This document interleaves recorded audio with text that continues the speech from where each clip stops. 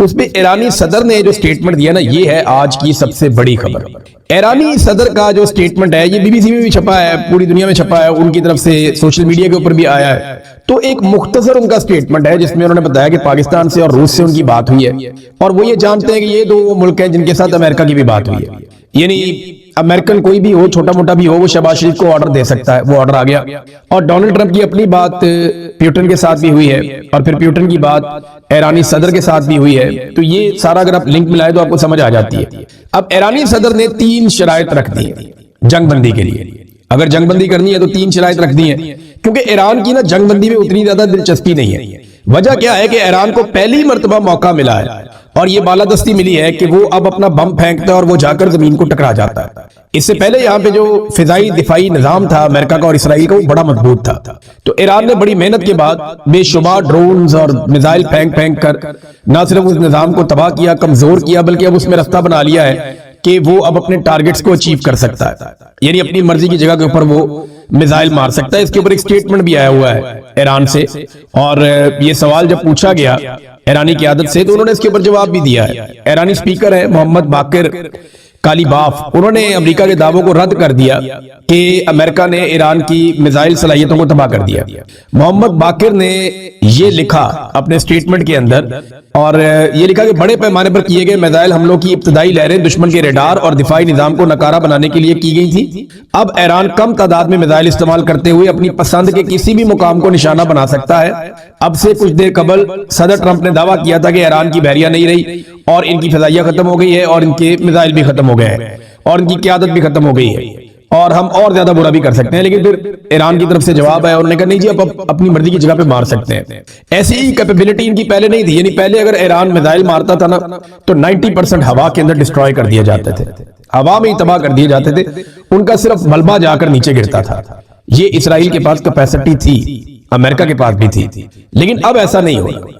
अब ये जो 90% हवा में तबाह कर दिए जाते थे, 10% बड़ी मुश्किल से कहीं पहुंचते थे, अब ये शरह बढ़ते बढ़ते 40-50% हो गई। यानी अब काफी ज्यादा मिसाइल जो है वो पहुंच जाते हैं बिल्डिंगों तक और अपने टारगेट्स तक जो ईरान चलाता है, क्योंकि यहाँ पे रडार सिस्टम काफी वीक हुए हैं और जो एयर डिफेंस सिस्टम है अमेरिका का और इसराइल का, वो बहुत हद तक ना सिर्फ तबाह हुआ बल्कि डिस्टर्ब हो गया और उनके जो इंटरसेप्टर्स हैं वो भी कम हो गए। यानी जो मिसाइल हवा में जाकर मिसाइल को तबाह करते हैं सरफेस टू एयर, वो उनकी तादाद भी बहुत कम हुई है और बहुत महंगे हैं। आपको पता है वो 1 से 4 मिलियन डॉलर तक का वो एक है, 10 लाख डॉलर से लेकर 40 लाख डॉलर तक का वो एक पड़ता है, तो बहुत महंगे हैं। तो उनको चलाना बार बार इस तरीके से वो बड़ा मुश्किल है। तो ईरान को पहली मर्तबा इस किस्म की फिजाई बालादस्ती मिली है इस खित्ते में, तो वो जंगबंदी के लिए उन्होंने कड़ी शराइत रखी है। अब जो शराइत है ईरानी सदर ने जो रखी है, 3 शराइत हैं, ये तीनों मैं आपके सामने रख देता हूं। उन्होंने ये लिखा कि अमेरिका और इसराइल की शुरू करदा इस जंग को खत्म करने का वाहिद तरीका ईरान के जायज हुकूक को तस्लीम किया जाए। नंबर 1, ईरान के जायज हुकूक को तस्लीम किया जाए। वो जायज हुकूक क्या है? हम अपनी हुकूमत खुद बना सकते हैं, हम अपने मुल्क के फैसले खुद कर सकते हैं, हमें तिजारत करने का भी हक होना चाहिए, हम तेल को भी एक्सपोर्ट कर सकते हैं, हमारे ऊपर पाबंदियां खत्म की जाए, जायज हुकूक है। ईरान अपने जायज हुकूक मांग रहा है कि हमारे साथ ज्यादतियां बंद की जाए। नंबर 1। नंबर 2, मुआवजे की अदायगी। ये जितना नुकसान ईरान का किया गया इस लड़ाई में, क्योंकि लड़ाई एक तरफा थी ना, ईरान ने तो लड़ाई शुरू की नहीं, ईरान तो मुज़ाकरात कर रहा था और ईरान के बकौल अमेरिका ने वादा किया हुआ था कि वो हमला नहीं करेगा, लेकिन हमला हो गया। अब इसके ऊपर वो ये कहते हैं हमें मुआवजा अदा किया जाए जितना हमारा नुकसान किया गया। ये दूसरी चीज है। और तीसरी चीज वो ये कह रहे हैं कि मुस्तकबिल में किसी भी जारियत के खिलाफ मजबूत बैनुल अक़वामी जमानतें हमें दी जाए, यानी हमें अब जमानत दी जाए कि आइंदा हमारे ऊपर किसी किस्म का कोई हमला नहीं होगा मुस्तकबिल में। ये 3 चीजें करे तो हम जंगबंदी कर देते हैं। बड़ी माकूल चीजें हैं। और ये एक तो वो ये कहते हैं जनाब हमारा हक हमें दें। नंबर 2 वो ये कहते हैं कि जो हमारा नुकसान किया उसकी भरवाई करें।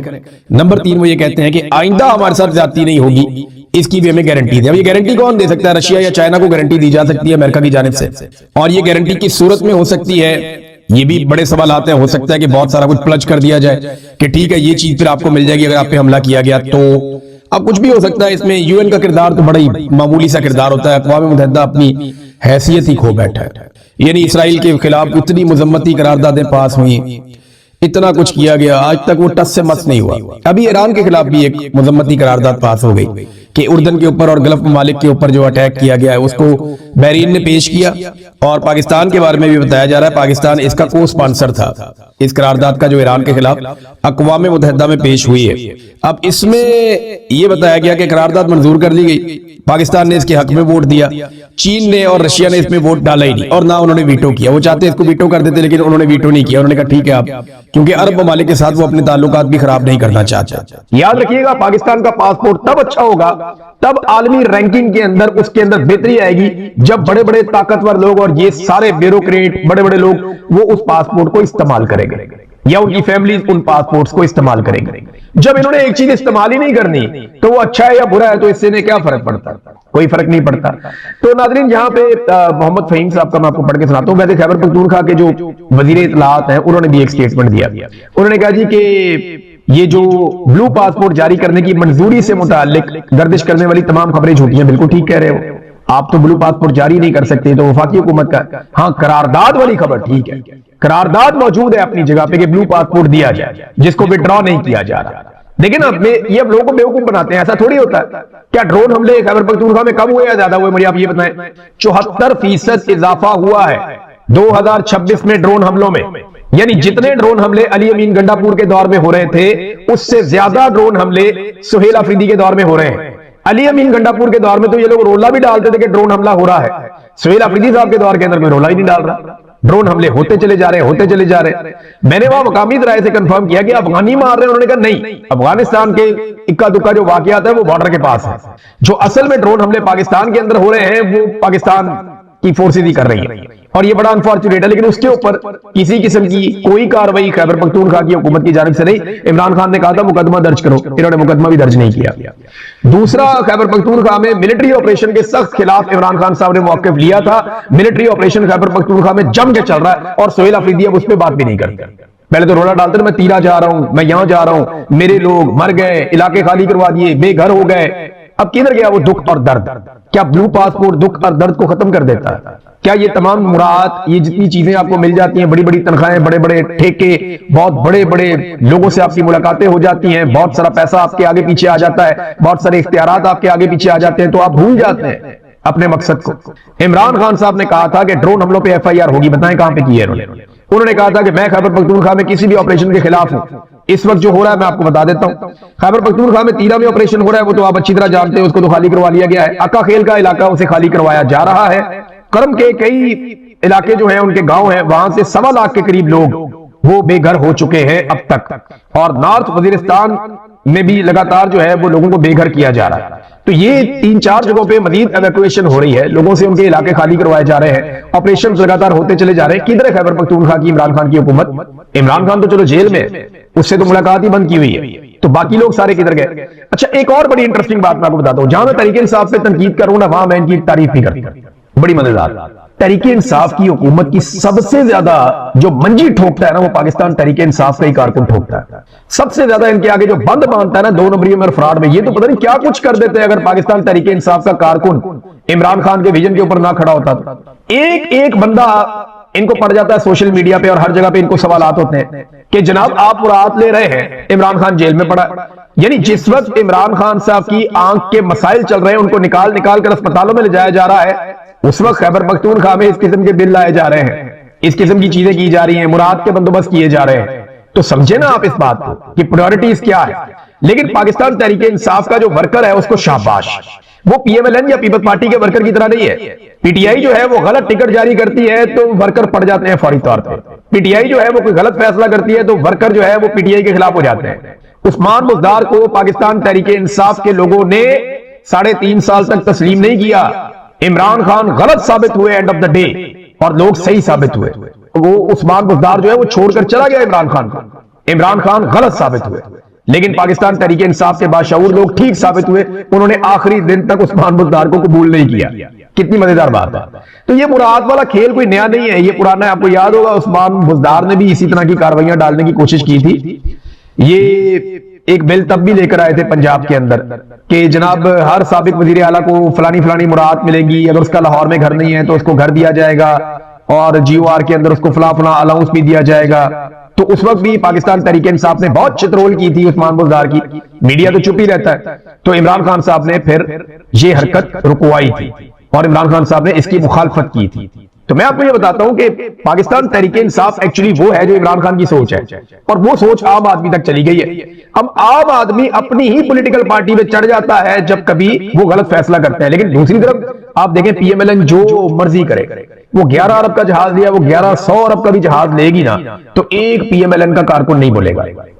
वो पीका का ऑर्डिनेंस लेके आए, कोई और कानून लेकर आए, वो जो मर्जी कर ले, जितनी मर्जी फाशिज्म कर ले, कोई नहीं बोलेगा।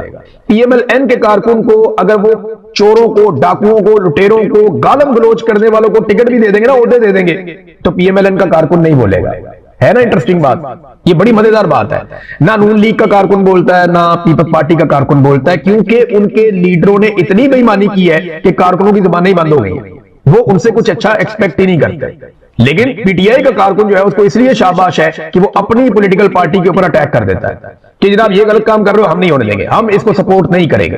पीएमएलएन गलत काम करती है तो उनका जो सोशल मीडिया का जो वोटर सपोर्टर जो भी है वो आ जाता है उसको डिफेंड करने के लिए। ये जबरदस्त चीज है और इसी से पाकिस्तान की बेहतरी की उम्मीद की जा सकती है। बाकी पॉलिटिकल पार्टीज को भी ऐसा ही कल्चर अपनी पॉलिटिकल पार्टीज के अंदर जरूर मुतारिफ करना चाहिए और शामिल करवाना चाहिए। नाजरीन, एक और चीज की गई खैबर पख्तूनख्वा में, जो मुझे एक सीनियर जर्नलिस्ट है उन्होंने बताई, मैं हैरान रह गया। फिर मैंने उसके ऊपर थोड़ा गौर किया तो वाकई ये कार्रवाई डाल रहे हैं कि जनाब जब तक कोई बिल हम टेबल ना करें तब तक आप उसके ऊपर खबर ही नहीं दे सकते, और अगर आपने उसके ऊपर कोई नेगेटिव खबर दे दी तो उन्होंने वहां पे एक जुडिशियल कमेटी बना रहे और वो ये फैसला करेगी कि आपको कितने महीने तक जेल में डालना है। तो अगर आपको जेल में डाल दिया तो आप किसी और अदालत में जाके अपील भी नहीं कर सकते। ये क्या बात है? 28वीं आईनी तरमीम अभी तक टेबल नहीं हुई। मैं उसके बारे में अक्सर खबर देता रहता हूं, जो मुझे खबर मिलती है मैं आपको बताता हूं। तो ये तो फिर बड़ा आसान हो जाएगा कि कौमी असेंबली के अंदर 4 एमएलए की कमेटी बना देंगे, वो कहेंगे जी इमरान रियाज को हमने 6 महीने की सजा सुना दी है और मैं किसी और अदालत में जाके अपील भी नहीं कर सकूंगा। ये सख्त ज्यादती है। ये जो चीजें की जा रही हैं इनको बंद करें, वरना कल को आपने अपोजिशन में भी जाना है। कभी आप हुकूमत में होते हैं, कभी आप अपोजिशन में होते हैं। तो इस किस्म की चीजें करके आप मीडिया का मुंह बंद करेंगे और मीडिया फिर आपका भी मुंह बंद करेगा जब वक्त आएगा। तो फिर आप देखिएगा। देखिए तो लाहौर पुलिस के साथ क्या हुआ, उन्होंने मीडिया को बहुत नाकों चने चुपवा के रखा हुआ था, अहमियत ही नहीं दे रहे थे, बात नहीं सुनते थे। मीडिया खबरें देता था, वो उनको आगे से दफ्तरों से निकलवा देते थे, नौकरियां बंद करवा देते थे, बीटें चेंज करवा देते थे। जब मीडिया के हथे चढ़े तो मीडिया ने उनके ऊपर चढ़ाई कर दी। हालांकि वहां पे बड़ा मौका था, मीडिया के पास बहुत सारे आम सवाल किए जा सकते थे। मरियम नवाज की नाज़रीन ब्रांडिंग की जा रही है, डार के बेटे की भी ब्रांडिंग हो रही है। प्लान ये है कि मरियम नवाज को वज़ीर आज़म बनाया जाएगा और डार के बेटे को वज़ीर आला पंजाब बनाया जाएगा। हमजा शहबाज की जनाब छुट्टी की जाएगी। मरियम नवाज ने किया क्या? सारे गेम उठा के रखते हैं, सबसे अच्छी वज़ीर आला, सबसे ज्यादा काम, हाँ वो सबसे अच्छे कपड़े पहनती है, बिल्कुल बात ठीक है। सबसे ज्यादा पैसा खर्च करती है, बिल्कुल बात ठीक है। सबसे ज्यादा प्रोटोकॉल लेती है, बात बिल्कुल ठीक है। सबसे महंगे तैयारे के अंदर सैर करती है पूरी दुनिया की, बात बिल्कुल ठीक है। बैरून मुल्क भी जाती है वज़ीर आज़म का प्रोटोकॉल लेकर, बात बिल्कुल ठीक है। और उसने किसानों का बेड़ा गर्क कर दिया, बात बिल्कुल ठीक है। गरीब आदमी का सत्यानाश कर दिया, बात बिल्कुल ठीक है। तीसरा साल है, गंदम का बोरान खत्म नहीं हो रहा, बात बिल्कुल ठीक है। मजदूर को बेहाल कर दिया, स्कूल प्राइवेटाइज कर दिए, महकमा से तबाह कर दिया। कानून की सूरत हाल आपके सामने है कि कानून रखेल बन गया ताकतवर आदमी के घर की। जब रज़ादार का नाम आया तो कानून जो है उसकी चीखें निकल गई। गरीब आदमी के नेफे में पिस्तौल चलाने वाला कानून जो है, उनके अपने नेफे में पिस्तौल चला दिया रज़ादार ने। ये नाज़रीन सारा कुछ हुआ क्योंकि मरियम नवाज को गवर्नेंस का नहीं पता। मरियम नवाज की लेकिन ब्रांडिंग की जा रही कि उसको हमने वज़ीर आज़म बनाना है और अली डार को हमने वज़ीर आला बनाना है, और लोग अब ये बात करना भी शुरू हो गए। अच्छा, ये जो रज़ादार वाला मामला ना, इसमें एक और चीज सामने आई है। मैं जाते जाते आपको ये चीज आपके सामने में रख देता हूं। ये है जनाब, मामला जो है ना वो पहले कहा जा रहा था $15 लाख है, $1.5 मिलियन, लेकिन अब ये मामला $4.5 करोड़ तक पहुंच गया। यानी जो गैर मुल्की खवातीन का अगवा और ज्यादती का जो केस है ना, मजीद 4 अफराद को पुलिस ने हिरासत में लिया है और जराए ये बता रहे हैं कि खवातीन को क्रिप्टो करेंसी में मजीद कारोबार करने का झांसा देकर पाकिस्तान बुलाया गया। क्रिप्टो करेंसी में $1.5 करोड़ की मजीद सरमायाकारी के लिए एक सिकंदर नामी मुलजिम को सामने लाया गया। ये जो सिकंदर है ना, ये रिश्तेदार है उसका, अली डार का, ये भी रिश्तेदार है। मैंने आपको कहा था ना कि एक रिश्तेदार और भी है, थोड़ी दिन पहले मैंने आपको बताया था। तो इसी तरह ये जो रज़ा डार है, ये सिकंदर डार है, ये आपस में रिश्तेदार है। जराए के मुताबिक खवातीन को पाकिस्तान बुलाने का मकसद $4.5 करोड़ रिकवर करना था। थोड़ा सा पहले आपने खबर सुनी थी ना कि एक पाकिस्तान में बड़े आदमी के बच्चों के क्रिप्टो के अंदर बहुत सारे पैसे डूब गए। सवाल मेरा ये है कि इन बेशर्मों के पास छोटी छोटी उम्रों में ये करोड़ों अरबों रुपए कहां से आ जाते हैं? यार ये मजाक है, $4.5 करोड़, ये मजाक है। वो सारी जिंदगी कोई आदमी इतने पैसे